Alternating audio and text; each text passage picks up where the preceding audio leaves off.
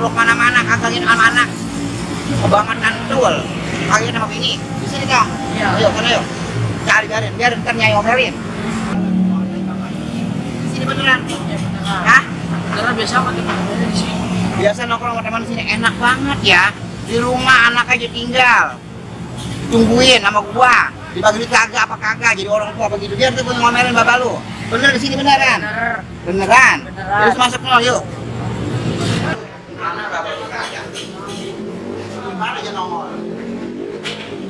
Sekarang itu di mana bapak lu?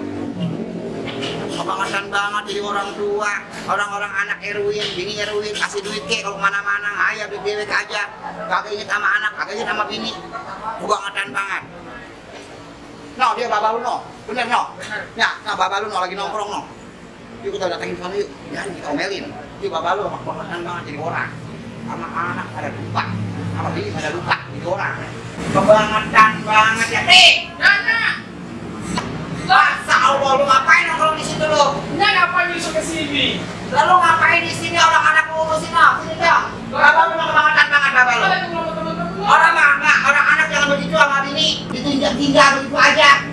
Kan udah dititip sama ibunya tadi. Apa-apa nih sama orang tua, lagi itu kagak. Boleh bagi orang tua begitu.